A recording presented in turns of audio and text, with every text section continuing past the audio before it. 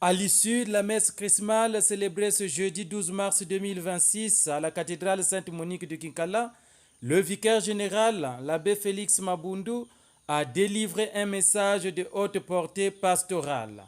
S'adressant solennellement au presbytérium, il a décliné 3 orientations majeures pour l'exercice du ministère sacerdotal dans le contexte actuel. Au-delà des conseils spirituels, le vicaire général a lancé un appel vibrant à l'unité derrière la vision de l'ordinaire du lieu. Il a exhorté prêtres et fidèles à s'approprier le plan diocésain de développement PDD en cycle, porté par l'évêque de Kinkala. Face au défi de la précarité, l'abbé Félix a réaffirmé que ce plan, bien que progressant à un rythme patient, demeure le levier indispensable pour relever les défis socio-économiques du diocèse de Kinkala. On doit se rincer la bouche là où on a mangé les arachides. Permettez-moi, en ce jour où nous célébrons le jour de notre naissance comme prêtres et renouveler nos engagements sacerdotaux, de proposer 3 ordres de réflexion que j'estime importants dans l'accomplissement de notre ministère en ce 3e seuil. Ce sont là que des indications, des lignes générales qu'il faudrait suivre pour leur donner toute leur ampleur.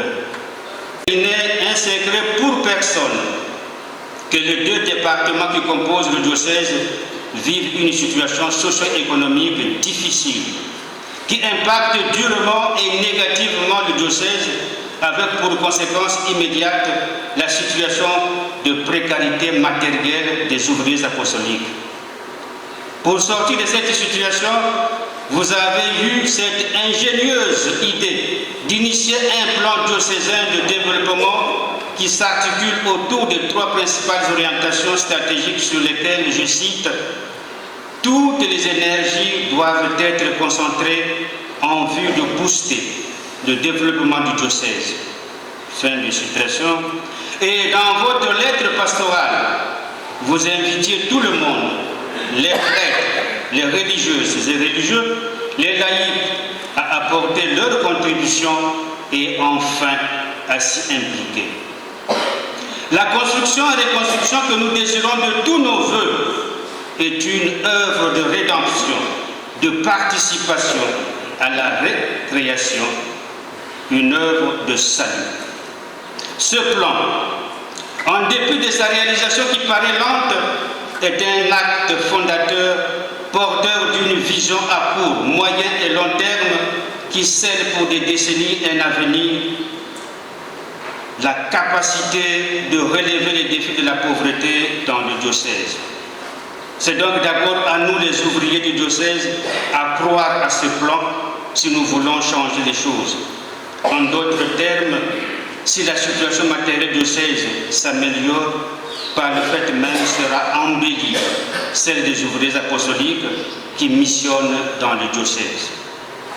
Il est important que nous, les ouvriers apostoliques, nous cessions d'être des spectateurs, mais que nous devenions vraiment des acteurs de la rédemption, du relèvement de 2 départements et donc du diocèse. Je comprends l'hésitation, le scepticisme, le pessimisme et même l'humour sarcastique des uns et des autres depuis le lancement du plan. Certes, la nouveauté effraie et l'imagination coûte. L'efficience du PDD, il faut se l'avouer, commande un travail exigeant et de longue haleine qui réclame davantage des efforts herculéens et une ardeur prométhéenne. Cela exige de notre part des sacrifices et un autre modus vivendi. Mais si nous faisons fi de cette révolution, nous allons longtemps pérenniser cette situation de précarité pour nous-mêmes et pour le peuple qui attend de son Église, de ses pasteurs, des réponses à ces questions existentielles.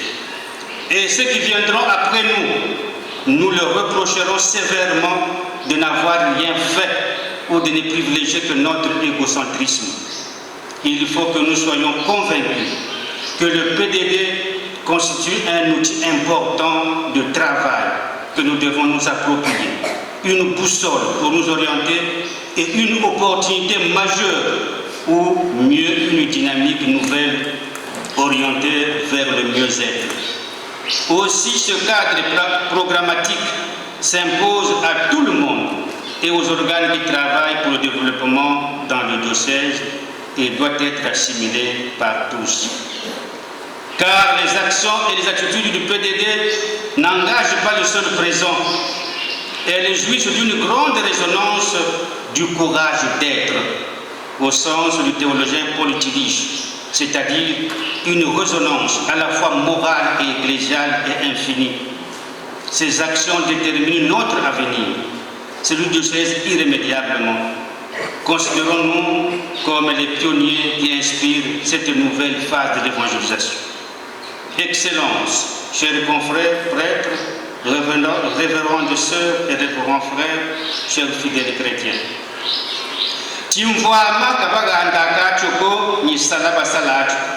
La source de la richesse, c'est le travail. Sur le ventre a de quoi manger, c'est que les pieds ont été actifs. Ou encore, on prospère par ce que l'on produit. Avec ce proverbe de la poésie parabolique Congo, nous abordons notre deuxième ordre de monatrice, à savoir le prêtre artisan du développement et de la promotion humaine. Ces proverbes, selon lui, Bakabadio, démystifient la richesse et situent sa vraie origine. C'est le travail qui produit la richesse. Il précise qu'il s'agit du travail acharné, surtout dans le contexte difficile de nos campagnes.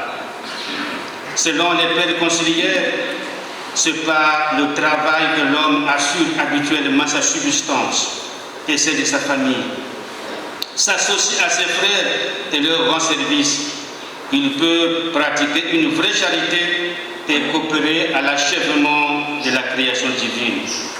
Bien plus, en rendant hommage à Dieu par son travail, l'homme est associé à l'œuvre rédemptrice de Jésus-Christ qui a donné au travail une dignité éminente en œuvrant de ses propres mains. Gaudium Spes au numéro 67. Et puisant dans la tradition de l'enseignement social de l'Église, nous pouvons affirmer avec certitude que la clé du développement se trouve dans le travail.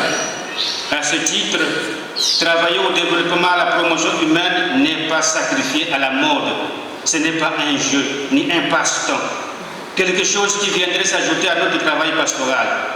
C'est une exigence on ne peut plus fondamentale de notre foi baptismale et de notre ministère sacerdotal. Il est donc important, comme nous le rappelle notre Père évêque, dans tous frères et sœurs pour construire au numéro 4, que le prêtre cesse d'être spectateur et devienne un peu plus acteur de sa propre vie, de son propre épanouissement. C'est ici le moment, le lieu de remercier, de féliciter et d'encourager tous les ouvriers apostoliques, prêtres, religieux, séminaristes et laïcs qui entreprennent des initiatives innovantes pour l'autoprise en charge, pour subvenir à leurs besoins et pour la pastorale de la charité. Nous vous disons, Duc in altum, avancez au large. Néanmoins, à l'aune du nouveau contexte introduit par le PDD, notre paradigme s'annonce désormais. Ainsi, arrêtez de ne regarder que le bout de notre nombril, qui consiste à se limiter aux activités ou à une entreprise solitaire et personnelle qu'on s'empresse d'emporter avec soi à notre départ ou qui meurt après notre départ. Mais de promouvoir un développement avec des activités qui impactent durablement les paroisses en changeant la vie matérielle des ouvriers apostoliques et qui responsabilisent les chrétiens dans ce domaine à l'égard de leurs prêtres et des œuvres d'apostolat de la paroisse. Rappelons-nous de cette vérité indéniable. Aidez les autres à trouver le bonheur, vous obtiendrez votre propre bonheur aussi. Et cette recommandation du Christ aux disciples, donnez-leur vous-même à manger. Matthieu 14, 16. Avec le PDD et sa philosophie, je nous invite à choisir ce qui construit demain. Engageons-nous, apprenons à réajuster notre vision de bonheur et de développement du diocèse. Évitons aussi des attitudes et des propos qui dispersent nos énergies et découragent. Bannissons l'esprit de clocher. Appliquons-nous pour intensifier la sensibilisation au PDD et en faire la promotion auprès des laïcs pour que cette révolution devienne systémique. Car un philosophe de la RDC a dit, je cite, « Un savoir, pour être réellement efficace, doit circuler autant que possible dans toutes les couches sociales. »